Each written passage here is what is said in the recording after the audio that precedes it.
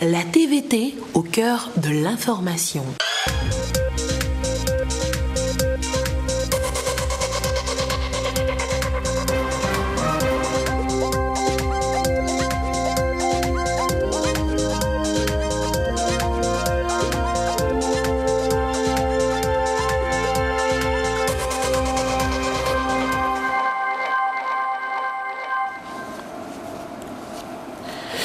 Des centaines de forces de l'ordre et de sécurité ont été formées sur les techniques de maintien d'ordre dans le respect de la personne humaine.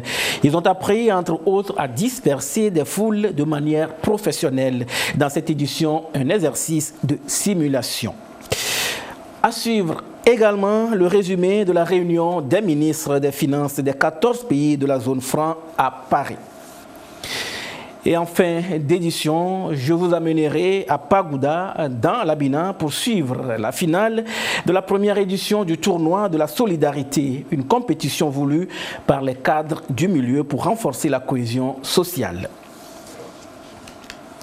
Voilà pour le sommaire. Où que vous soyez sur la planète, vous êtes en direct sur la télévision togolaise. Bonsoir et bienvenue dans le 20h de ce dimanche. 853 élèves, agents de police étaient depuis 5 jours à l'école des techniques de dispersion non violente des foules et de protection des droits de l'homme. L'initiative vise à renforcer la confiance entre les populations et les forces de l'ordre et de sécurité. Sur le site de l'école nationale de police à Davier hier, les apprenants passent de la théorie à la pratique avec un accent particulier sur la protection des droits de l'homme. L'exercice de simulation dans ce reportage de Gérard Lagoudou. Je vous comprends, calmez-vous, je vais discuter avec votre responsable. Ceci n'est qu'un exercice de simulation. Nous sommes dans la commune de Zoulou. Dans ce bâtiment, le maire, son adjoint et ses conseillers sont en réunion. Soudain, un groupe de manifestants surgit pour exprimer ses revendications. Infrastructures scolaires et pistes rurales. Face à la situation, les forces de l'ordre optent pour la négociation paisible entre le porte-parole des manifestants et le maire. Mais hélas, la foule se renforce pour exiger la démission du maire. Aux forces de l'ordre et de sécurité de faire recours à des techniques de dispersion non violente des émeutes tout en préservant les droits de l'homme, surtout la sécurité des enfants. Ces méthodes de dispersion sont relatives à l'usage de matériel conventionnel en maintien de l'ordre en période électorale, aux troupes de manœuvre face aux plastrons, aux dispositifs dynamiques et statiques, à la mission de la police de proximité et au respect des principes des droits de l'homme. La négociation, c'est aussi un dispositif et une technique que nous utilisons en maintien de l'ordre pour ne pas parvenir à l'usage de la force. Il va réussir effectivement à convaincre le responsable du groupe des sympathisants à se retirer en toute quiétude avec les enfants. Mais une fois au quartier, les grands vont revenir à la charge parce qu'ils ne sont pas satisfaits. Ils ont trouvé qu'il faut opter forcément par la voie de la rue pour se faire entendre. Donc ils sont revenus à la charge dans l'intention cette fois-ci de perturber la réunion qui était en cours. Le renfort initial va une fois encore s'interposer, essayer de les contenir, mais vu que la foule continue à augmenter, surtout qu'il commence à être agité, il va rendre compte à la base pour demander un renfort qui va quitter le groupe d'escadron pour venir s'interposer. Donc former d'abord un barrage d'arrêt fixe fermé et procéder à la gestion de la foule. Ceci n'est qu'un exercice de synthèse qui a permis à 853 élèves agents de police de restituer les acquis de 5 jours de formation dans la mise en œuvre du projet de renforcement des capacités nationales et communautaires, de prévention des conflits et violences et de protection des droits de l'homme au Togo. Le gouvernement a bénéficié de l'accompagnement du PNUD, de l'UNICEF et du bureau régional du HCDH. La protection des droits de l'homme par les forces de sécurité se matérialise à travers plusieurs activités, entre autres la gestion non violente des foules. J'ai conscience de la complexité croissante des opérations de maintien de l'ordre, de la difficulté à intervenir efficacement dans certaines zones et des obligations qui sont attendues des forces de l'ordre pour assurer la sécurisation des manifestations publiques, des personnes et des biens, tout en assurant la protection des droits de l'homme, y compris les droits de l'enfant.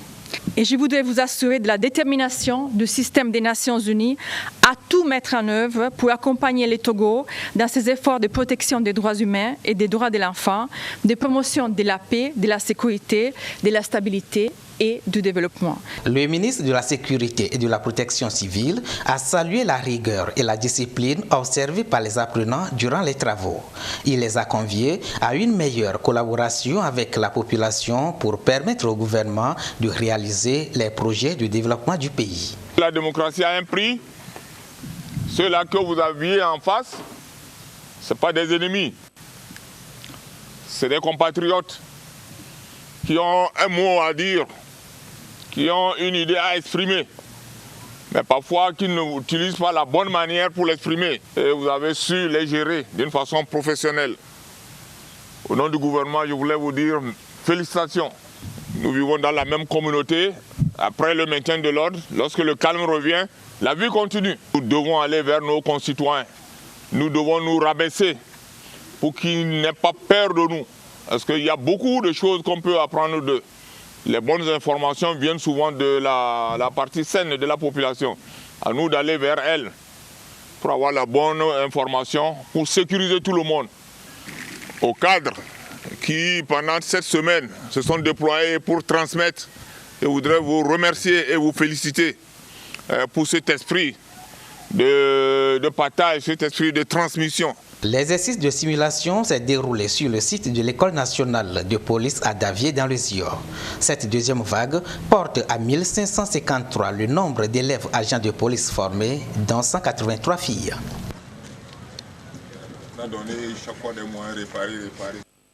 Le dernier Conseil des ministres a adopté le projet de loi portant attribution et fonctionnement du district autonome du Grand Lomé, une collectivité territoriale particulière chargée d'exécuter des actions propres à la capitale. Le contenu de ce projet de loi avec Joseph Amégan.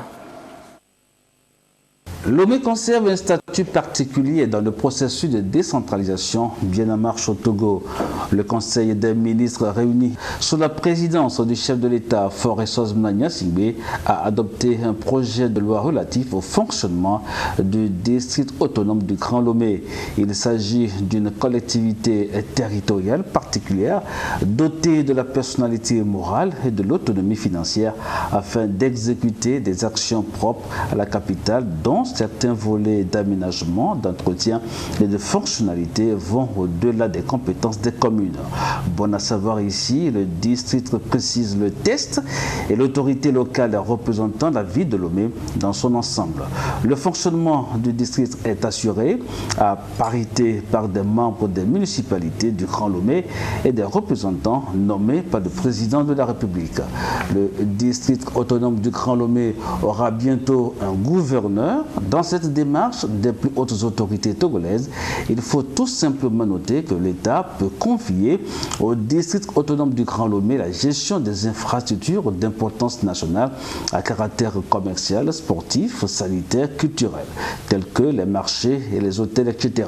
C'est une volonté du gouvernement d'asseoir une gouvernance sans heurts, responsable. Il est à noter que la loi du 26 juin 2019 portant modification de la loi du 13 mars 2007 relative à la décentralisation et aux libertés locales, modifiée par la loi du 31 janvier 2018, a créé le district autonome du Grand Lomé en son article 324-2.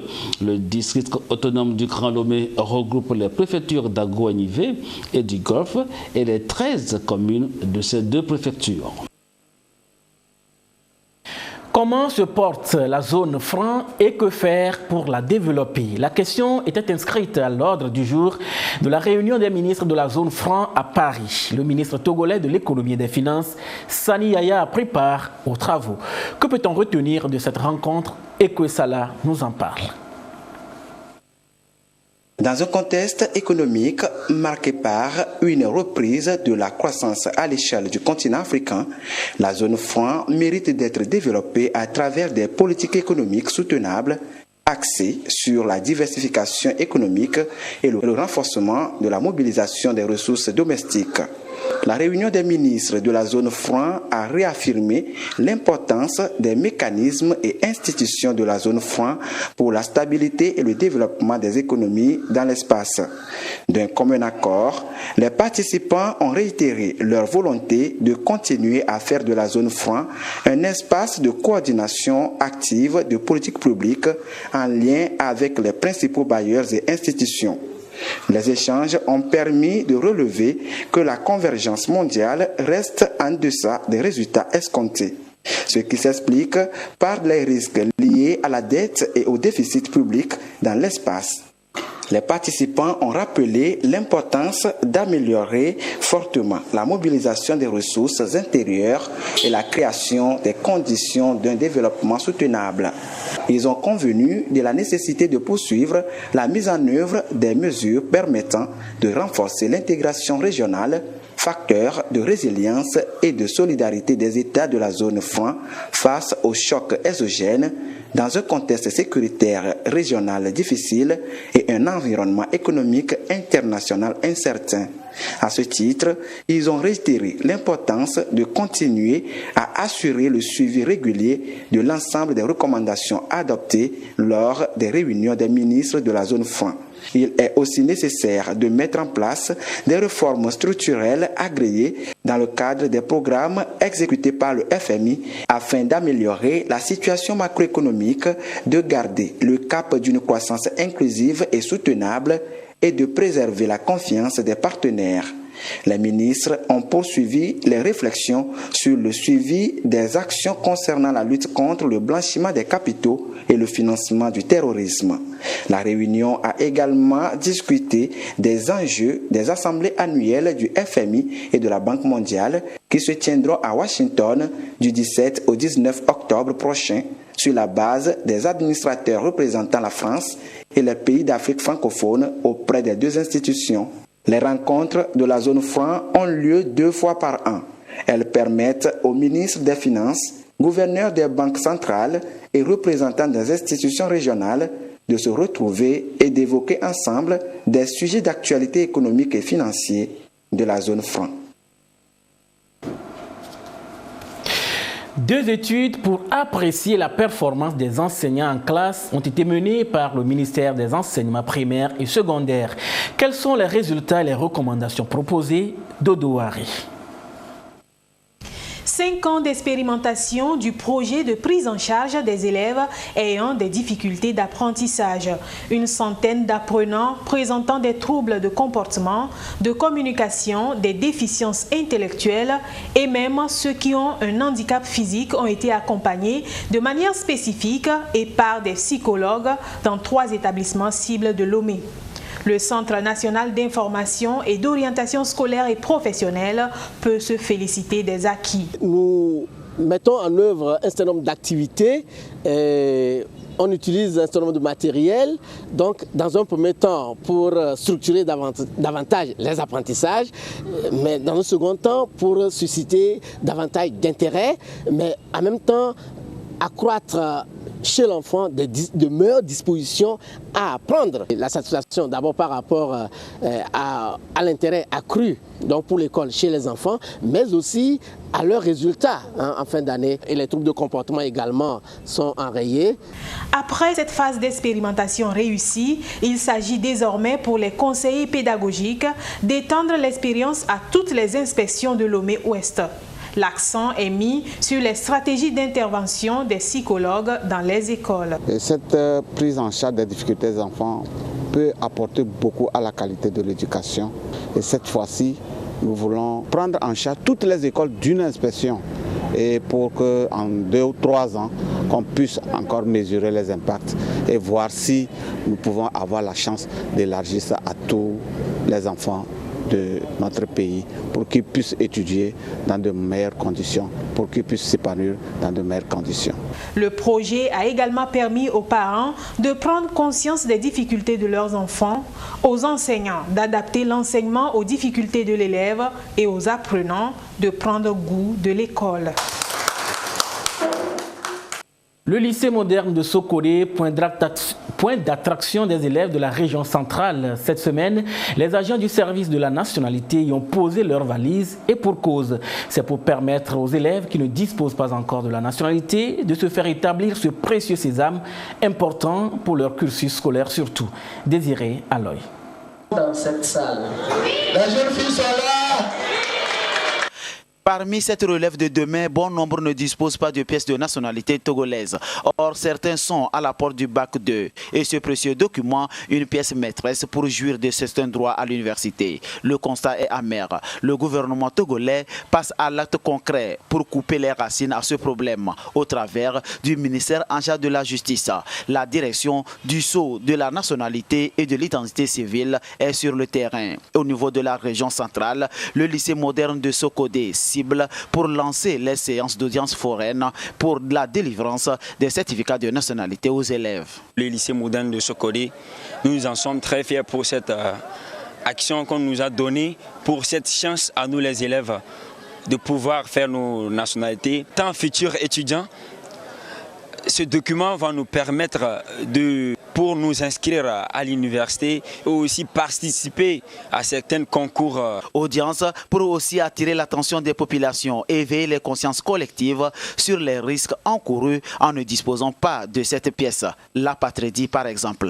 Le ministère de la Justice qui a initié avec l'appui et l'accompagnement du programme d'appui au secteur de la justice piloté par l'Union européenne, ce projet d'établissement des certificats de nationalité aux élèves des plus anciens lycées, des chefs-lieux des 5 régions économiques que compte notre pays, ainsi que de 3 lycées de Lomé et des universités de Lomé et de Kara. Après la collecte de tous ces dossiers, la direction de la nationalité s'attellera à les étudier et à produire les certificats de nationalité qu'elle aura à renvoyer dans les établissements où la collecte a été assurée. C'est une aubaine pour les élèves, parents d'élèves et enseignants. Occasion à saisir pour être un citoyen togolais visible par ce document, un précieux sésame.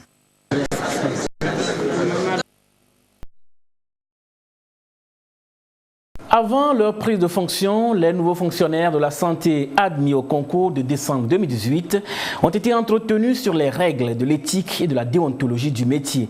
C'est une tournée pour donc les sensibiliser sur les conduites à tenir pour plus d'efficacité et de professionnalisme dans la profession. L'étape de Sokodé et d'Atakpamé avec Silver Abdou. C'est une tournée d'information et de sensibilisation pour entretenir les nouveaux agents du ministère de la Santé sur le fonctionnement du service public. Ces nouveaux fonctionnaires, dont plus de 180 agents pour le compte de la région des Plateaux, découvrent ici à Tapamé les règles de la fonction publique en ce qui concerne l'éthique et la déontologie du métier pour ainsi garantir un système de santé optimal aux populations.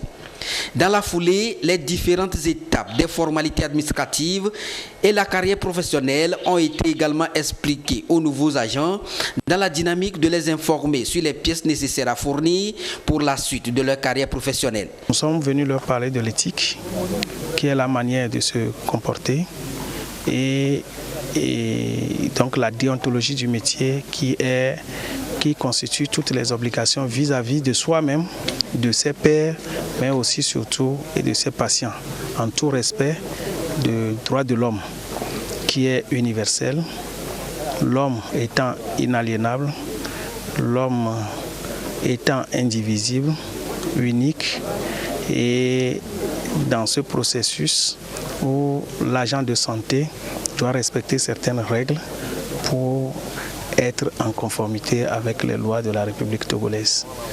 Avant à Tapamé, les mêmes explications ont été plutôt données à Sokodé dans la centrale au profit des agents affectés dans cette région. Ils sont appelés au respect de ces règles devant permettre à la fonction publique d'apporter sa contribution dans la réussite du PND pour le développement du pays.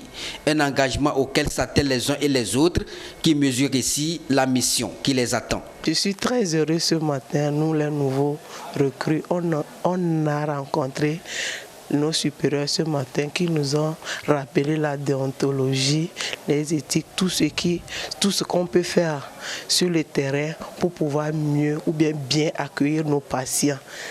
Bon, moi, en tant qu'accoucheuse, ce qui m'attend sur le terrain, si nous travaillons bien, c'est le ministère qui est bien vu. À l'entame de notre carrière, comment nous allons procéder, évoluer vu l'éthique et la déontologie de notre métier.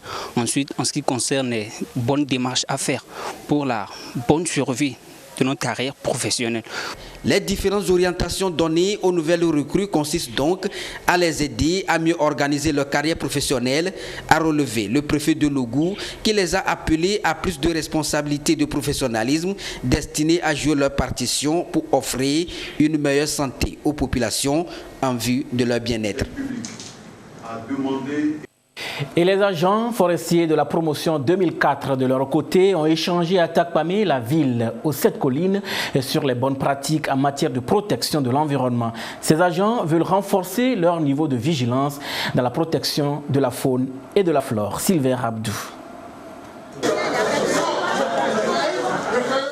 Tous, dans une convergence de vues communes, partagent leurs expériences en vue d'une meilleure préservation de l'environnement.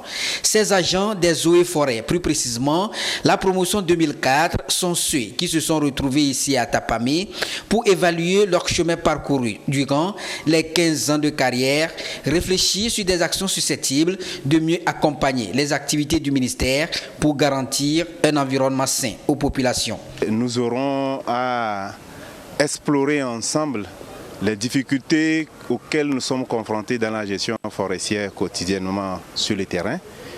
Et nous allons passer en revue les nouveaux défis environnementaux auxquels nous sommes confrontés, que nous devons à tout prix relever. Nous allons également partager avec nos collègues ici présents les pistes de solutions pour pouvoir contribuer de notre manière à la gestion durable des ressources forestières sur l'ensemble de notre territoire. Ils sont environ 111 agents recrutés au cours de la période 2004 et baptisés la promotion Samo Korto. Samo Korto est un acteur protecteur de la nature pour ainsi appeler cette promotion à jouer sa partition pour véritablement contribuer au bien-être social des populations. Pour cette promotion, on l'avait donné le nom de Samo Korto pour dire que Samo Korto fut un grand protecteur de la nature. C'était un grand défenseur de la nature et en référence à cette personnalité, notre promotion a eu le nom Samo Korto. C'est un moment en même temps d'allégresse, mais c'est aussi un moment de partage, de réflexion pour voir comment nous pouvons contribuer à la gestion durable des ressources forestières. La rencontre marque également le 15e anniversaire de cette promotion qui s'engage à gérer au mieux la nature, tout ceci dans une synergie d'action pour l'atteinte de l'objectif fixé, celui de faire de la gestion de l'environnement un acquis au Togo. Le monde regorge aujourd'hui des milliers de cultures propres à chaque peuple. Comment arriver à une intégration culturelle entre les peuples et faire en sorte que chaque pays adopte des politiques pertinentes pour protéger, promouvoir et valoriser et diffuser ces expressions diversifiées? La question est au cœur d'une rencontre entre les différentes coalitions nationales pour la diversité des expressions culturelles. Bénédicte Aleke, Dodoaré, reportage. 82% des États membres ont ratifié la Convention de l'UNESCO sur la protection et la promotion de la diversité culturelle. Aujourd'hui, les coalitions nationales pour la diversité culturelle nourrissent de grandes ambitions. Atteindre les 100% de ratification. À Lomé, elles sont là pour tirer la sonnette d'alarme pour que le maximum de pays traduisent dans les actes les engagements pris à partir de l'adhésion à cette convention.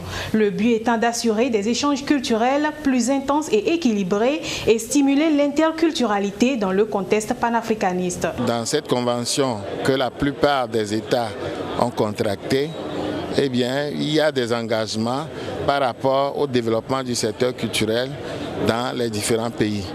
Mais nous constatons que eh bien, cet engagement n'est pas forcément traduit dans les faits. notamment dans les pays africains, dans les pays latinos, etc. Même dans les pays européens et aux États-Unis, en Amérique latine, etc. Il y a des engagements qu'on doit faire pour que les secteurs culturels soient véritablement promus au nom de la diversité des expressions culturelles.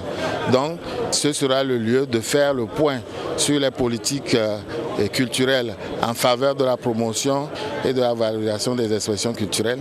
Cette convention présente un certain nombre d'avantages aux États, notamment dans l'élaboration des politiques publiques. Les États ont beaucoup à gagner parce que la convention sur la protection et la valorisation de la diversité des expressions culturelles et consacre en droit international la souveraineté des États pour agir dans leur secteur culturel.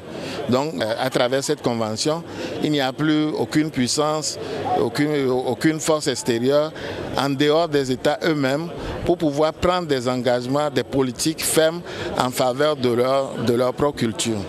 Les gouvernements s'engageant dans cette convention s'engagent effectivement à prendre en compte toutes les expressions culturelles de leur pays et à les valoriser, à les promouvoir.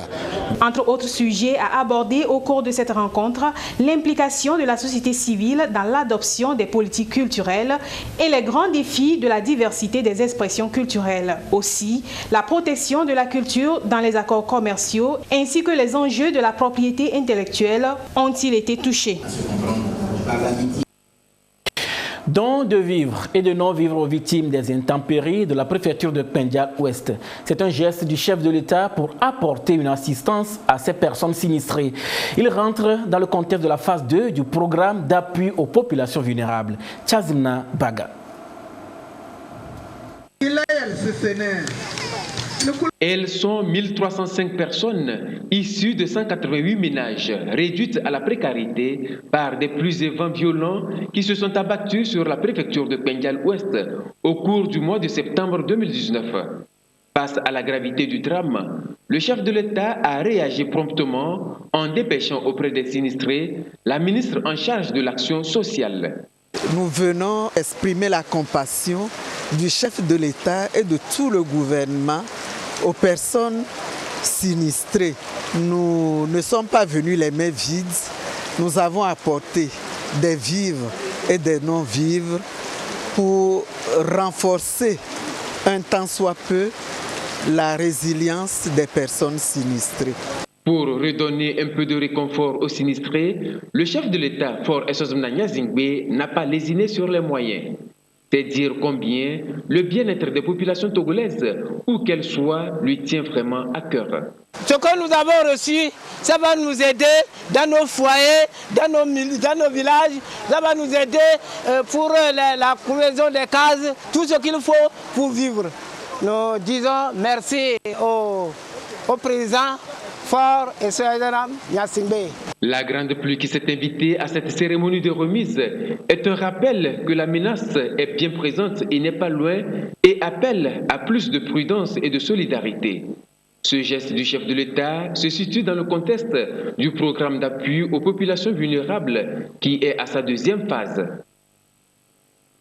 Plusieurs établissements scolaires de la préfecture de Tchaoudjo ont occupé la première place lors du dernier championnat scolaire et universitaire tenu à Kara. Des trophées et médailles ont été remportés.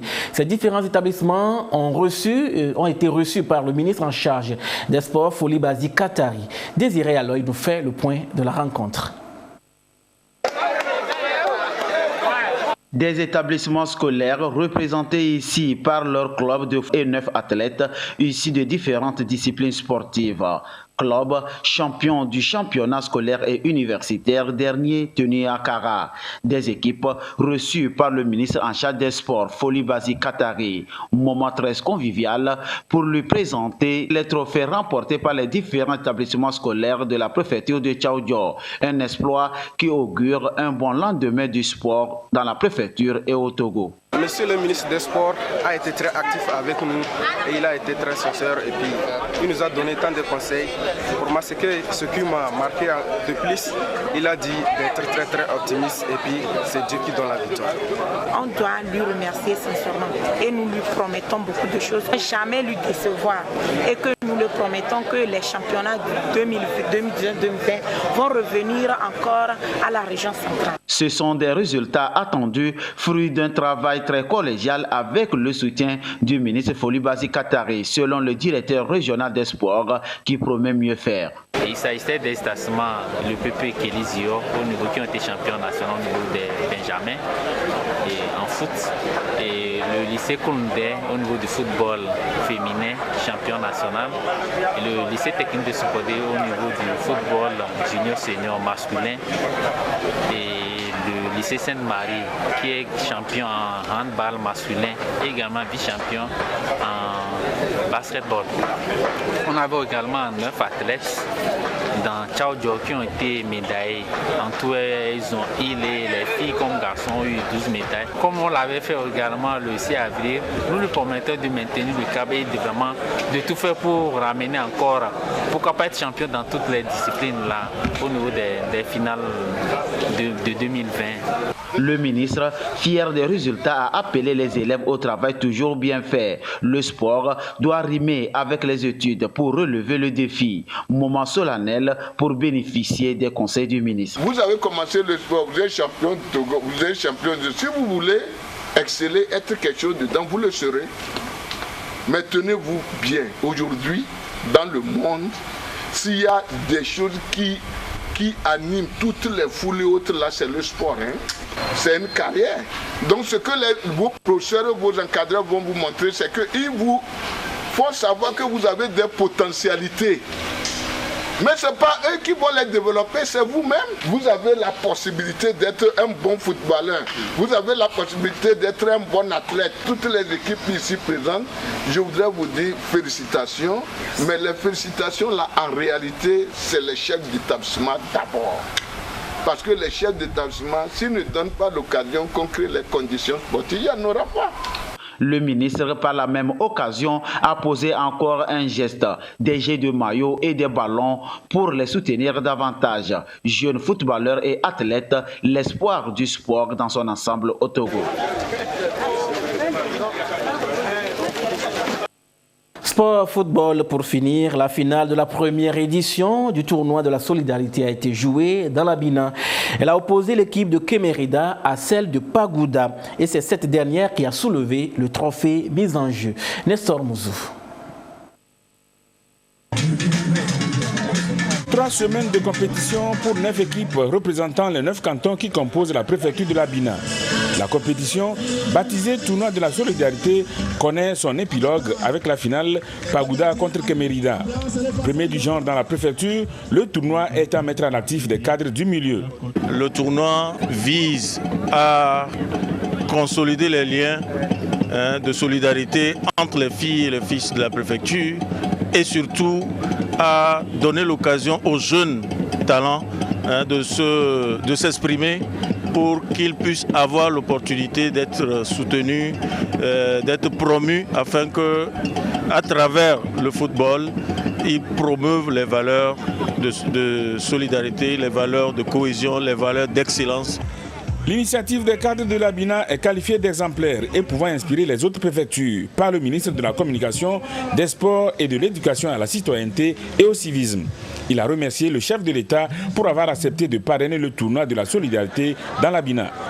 Avant tout propos, vous me permettez d'exprimer ma profonde gratitude au chef de l'État, président de la République, Son Excellence M. Faure Esozimna Nyasingbe, sous le haut patronage de qui ce tournoi est placé. Mesdames et messieurs, ce tournoi est une innovation ou mieux une belle leçon que la préfecture de la Bina vient d'administrer aux autres préfectures de la région de la Kara. Vous conviendrez avec moi que que le sport est un puissant facteur de développement. C'est pourquoi il lui est réservé une importante place dans le plan national de développement PND que le Togo s'est doté pour la période 2018-2022. Le coup d'envoi de la finale du tournoi de la solidarité entre l'équipe de Pagouda et celle de Kemerida a été donné par le ministre Katari Folibazi et le ministre d'État Solitoki Essor. Pour arriver en finale, Pagouda en blanc a battu en demi-finale Sola par 3-0. Quant à Kemerida en bleu, elle a disposé de Ketao sur le score de 2-0. Après un début équilibré, Kemerida se montre plus incisive dans la moitié de la première partie, mais n'est pas arrivée à ouvrir son compteur. La mi-temps sera sifflée sur un score nul et vierge. L'équipe de Pagouda entame la deuxième partie avec beaucoup plus de détermination, avec des incursions dans le camp des Bleus. Au fil de cette deuxième partie, Kemerida parvient à desserrer les taux autour de sa défense et son attaque mène des descentes dangereuses dans le camp des Blancs. Pagouda et Kemerida ont offert un match de bonne facture au public, sauf qu'aucune des deux équipes n'est parvenue à marquer de but. À la fin du temps réglementaire, l'arbitre a renvoyé les joueurs à l'épreuve des tirs au but. L'exercice a souri à Pagouda dans la deuxième série. Les Blancs marquent 6 tirs contre 5 aux Bleus et remportent la première édition du tournoi de la solidarité dans la préfecture. La compétition s'est achevée dans la satisfaction générale. Au nom du président de la République, je voudrais féliciter toutes les équipes qui ont participé à ce tournoi. Féliciter les organisateurs, féliciter également le public qui s'est déplacé massivement pour assister à la finale. Le grand gagnant, c'est la préfecture pour le calme qu'il a régné et surtout la joie qui aujourd'hui est partagée par les deux communes. Les prix ont été un long chapelet qui a été égrené. Un trophée a été offert au parrain du tournoi, le président de la République. L'équipe de Pessaré a été récompensée par le prix du fair play. Celle de Sola est repartie avec le prix de la révélation du tournoi. Le prix du meilleur joueur a été décerné à Zouani Koto de Kemerida. L'AS Bina, Bunja FC de Ketao, le lycée et le CE de Pagouda ont reçu des jeux de maillot et des ballons. Un poste téléviseur écran plat a été offert au centre culturel de Pagouda. L'équipe perdante de la finale, Kemerida, a obtenu médaille d'argent, jeux de maillot et enveloppe financière. En plus des médailles d'or, des jeux de maillot et une enveloppe financière, l'équipe de Pagouda a soulevé la coupe mise en jeu. Fin de cette édition, merci de nous avoir suivis. Restez avec nous sur la TVT, la première. Gardez toujours le sourire, quoi qu'il arrive. Excellente nuit à tous.